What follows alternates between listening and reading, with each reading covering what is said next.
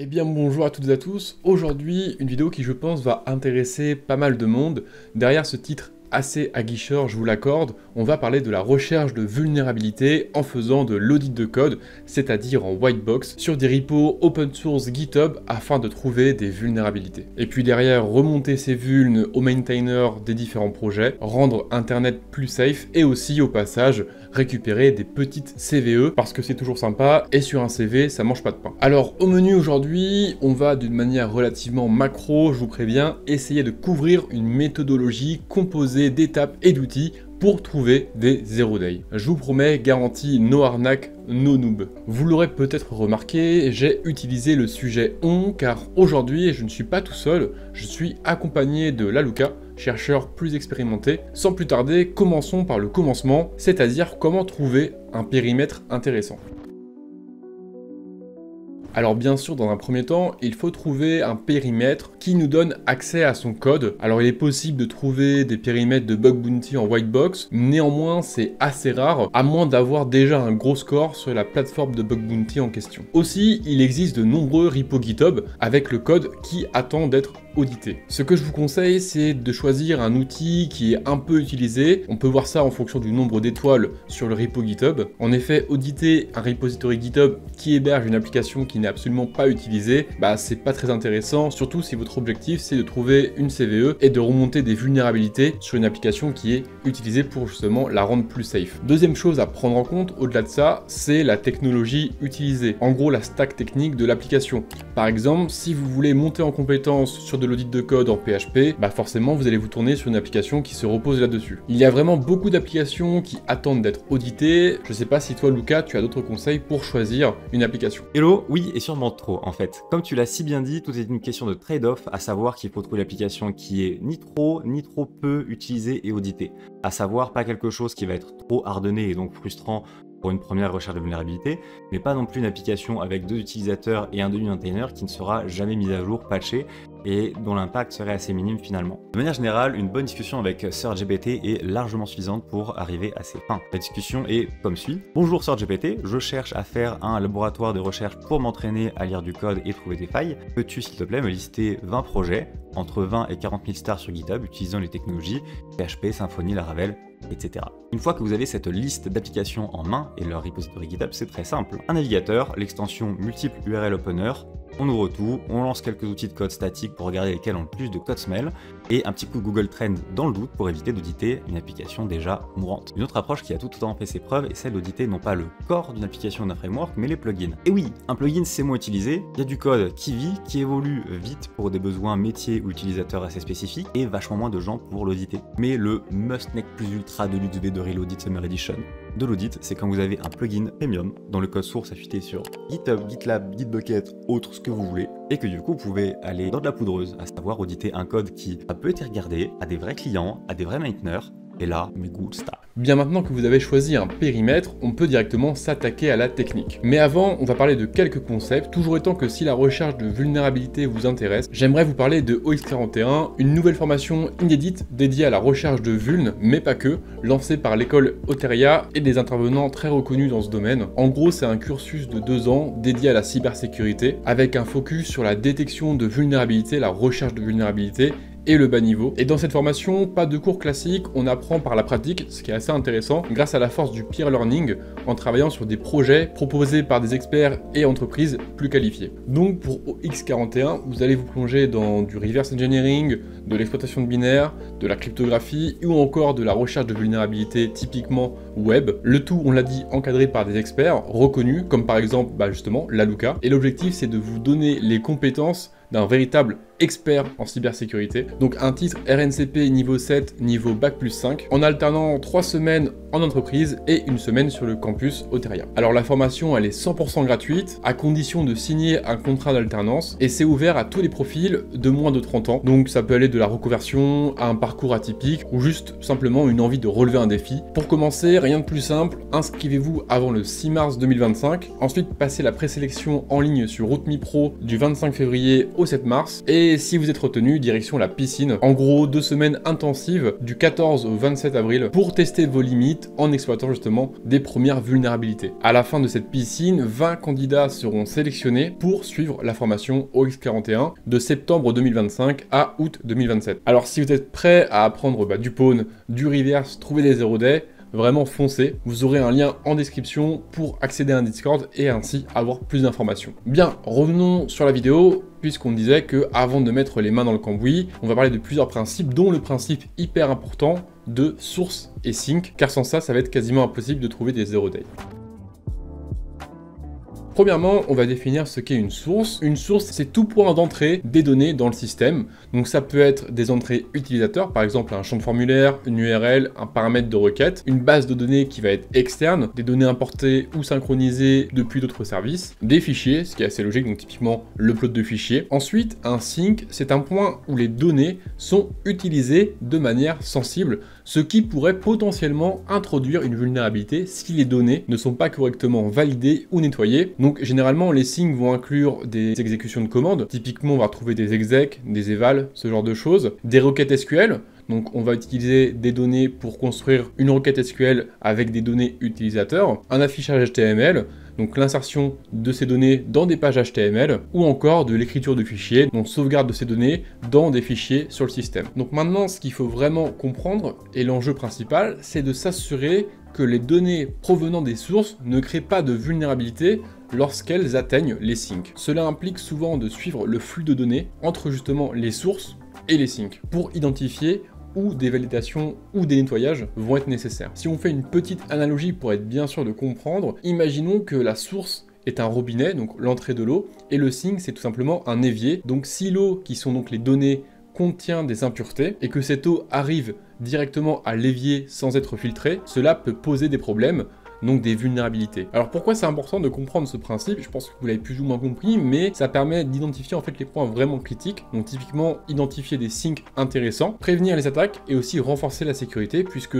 si on trouve un endroit qu'il y a des données qui vont être manipulées provenant d'un utilisateur, alors ici il faut vraiment hardener au maximum et faire de la sanitisation. On va prendre un petit exemple à l'écran. Donc là on identifie dans un code source une entrée utilisateur via un formulaire de recherche, donc ici c'est notre source. Ensuite on va essayer de suivre le flux de la donnée, donc typiquement ici l'entrée utilisateur via le formulaire de recherche jusqu'à un sync, et on se rend compte qu'en fait il y a un sync qui est présent puisque on a une construction dynamique de requêtes SQL sans validation, ce qui du coup ici vous fait tiquer et vous fait dire qu'il y aura une injection SQL dans le code. Ainsi, je me suis un peu spoilé, mais pour trouver des vulnérabilités lors d'audit de code, il va falloir soit trouver des syncs intéressants, par exemple un eval d'une variable, et remonter derrière à une source afin de voir si on peut atteindre ce sync, donc d'une manière backward, soit tester les différentes sources afin de provoquer un comportement bizarre, un crash de l'application, et de voir derrière si on peut atteindre un sync intéressant. Donc ça, c'est l'aspect forward. J'en parlerai pas trop ici, mais quelque chose de très intéressant, c'est de vous faire un lab quand vous faites de la recherche de vulnérabilité. C'est vraiment le must-have avant de commencer même à trouver des syncs, des sources, etc. Si vous avez un peu de chance sur le repo GitHub, il y aura potentiellement un Docker Compose, un Dockerfile, etc. Sinon, il faudra que vous le fassiez à la mano. Mais faire un lab, c'est vraiment essentiel pour être tranquille et réaliser correctement votre analyse de code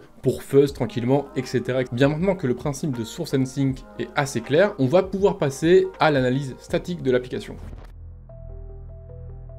L'objectif de l'analyse statique d'une application, ça consiste à examiner le code de cette dernière sans l'exécuter. Cette analyse, elle permet d'identifier des vulnérabilités, des erreurs de programmation, des mauvaises pratiques et des potentiels bugs en regardant tout simplement le code. Pour l'instant, j'ai parlé principalement d'auditer le code, mais il ne faut pas oublier d'inclure les autres fichiers, comme par exemple un fichier Docker ou encore un fichier package.json, à la recherche de vulnérabilités connues, comme des CVE dans les dépendances, ou encore des confusions de dépendances, qui peut être assez souvent présent. Il y a des outils qui permettent de faire des petits checks sur le sujet. On peut aussi bien évidemment regarder dans le répertoire GitHub à la recherche de secrets, ce qui peut être toujours intéressant à remonter. Bien, revenons au code. Lors de cette analyse statique, l'objectif va donc être de repérer des syncs que vous pouvez atteindre via les sources. Alors pour cela, il existe plusieurs manières. Dans un premier temps, pour dégrossir, vous pouvez utiliser l'outil SEMGREP. C'est un outil d'analyse statique open source conçu pour être à la fois très puissant et assez facile à utiliser. SEMGREP va passer le code en revue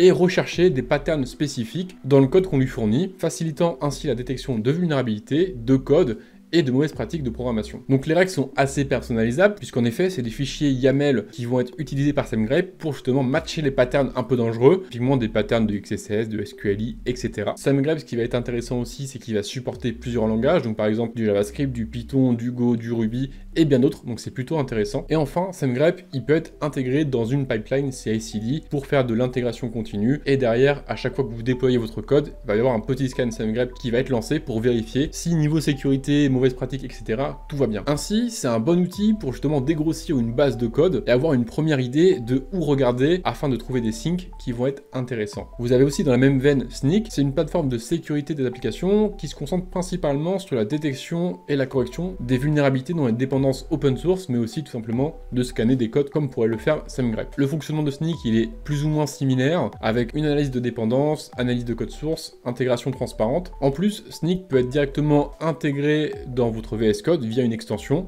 et propose une fonctionnalité d'export des résultats en HTML avec explication de la vulnérabilité et remédiation. Par contre, le défaut de Snyk, c'est que à l'inverse de SEMGREP qui tourne en local, Snyk va envoyer tout le code qu'il va scanner directement côté Snyk et il va faire son travail de scanning côté Snyk et pas sur notre machine. Donc si jamais vous voulez lancer Snyk sur un code qui doit être confidentiel, bah tout simplement ne le faites pas. Donc n'utilisez pas Snyk sur des codebases privés, s'il vous plaît. Bien évidemment, les outils c'est assez pratique, on l'a vu pour dégrossir, mais il faut garder en tête que ça génère pas mal de faux positifs puisqu'ils vont se baser sur des patterns. C'est pourquoi regarder à la main, c'est primordial et pour ce faire, rien ne remplace des bons gros greps, par exemple des greps eval ou exec si c'est un code PHP, afin d'identifier des bons syncs, c'est vraiment assez efficace. Bien évidemment, pensez à toujours prendre des notes lors de ce genre d'exercice, et même si vous trouvez un sync qui n'a pas de source, notez-le quelque part, parce que par la suite, potentiellement, vous pouvez enchaîner plusieurs vulnérabilités afin d'atteindre ce nouveau sync. Admettons par exemple que vous trouvez un file include,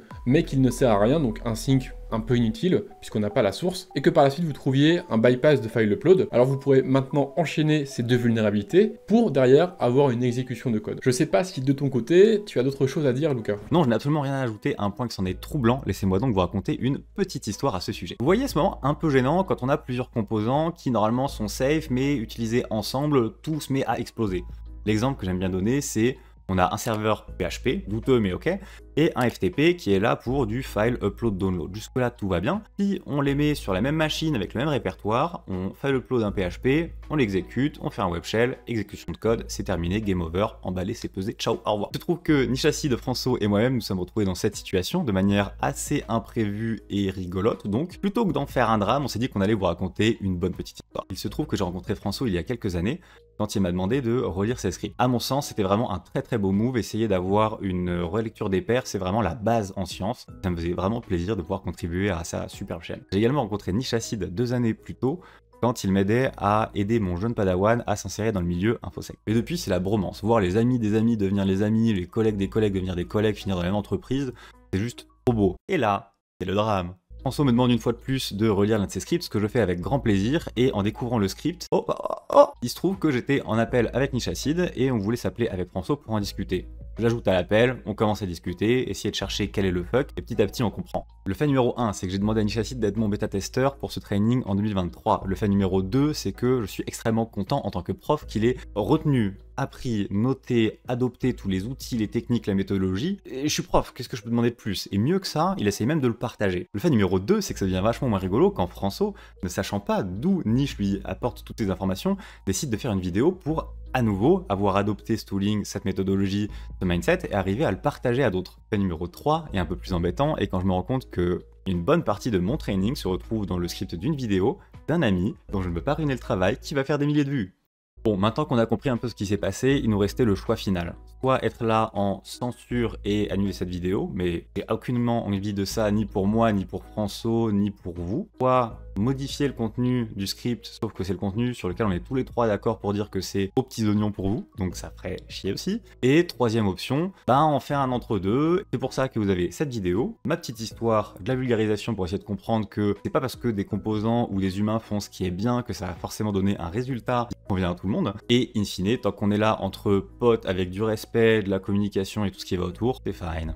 Ok. Bon, désolé pas désolé, je vous ai complètement sucré la partie analyse dynamique et introspection de cette vidéo. Il y a un entre-deux, comme on le dit, voilà.